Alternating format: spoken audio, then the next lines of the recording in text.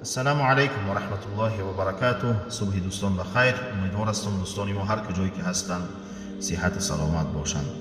دوستان گرامی، چند روز اخیر در فیسبوک تاجیکی یک نوار گذاشتند. در این نوار دیده می شود که یک شخص در سر سله، در بدن جامه سبز زیبا، ریشی زیبا، سیمای تاجیکانه دارد.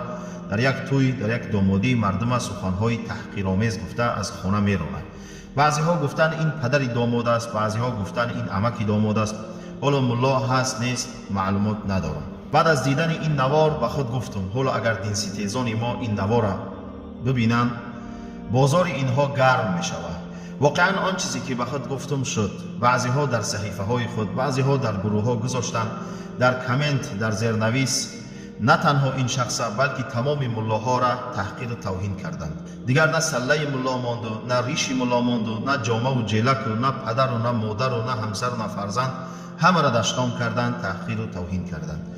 من از رفتار و گفتار و برخورد این شخص دفاع نمی کنم، ولی یک چیز گفتنی هستم که در سالهای آخر دین ستیزان، منافقان با هر راه و واسطه میخواهند نام ملا را بد کنند. در جامعه من و شما مردم مسلمان ملا این پیشواست، این وارث پیامبر صلی الله علیه و سلم است، این امام مسجد است، در قلب مردم محبت خاصی دارد. منافقان از دیدن این ناراحت هستند، با هر راه و واسطه میخواهند ملا را بد کنند. مشکلی این منافقان، این دین ستیزان با اسلام است. ملا که نماینده اسلام است، نام این را میخواهند بد کنند تا اینکه مردم دیگر سخن ملا را گوش نکنند، دیگر نه قرآن و نه حدیث و نه فقه ملا را گوش نکنند، تا اینکه از اسلام دور شوند. دوستان گرامی، فراموش نکنیم وقتی که به دنیا آمدیم اولین شخصی که در گوش من و شما از آن گفت این ملا بود، و وقتی که از دنیا می رویم وفات میکنیم همین ملاست که من و شما را شستشو میکنه، کفن میکنه، جنازه میکنه و در گور میگذاره.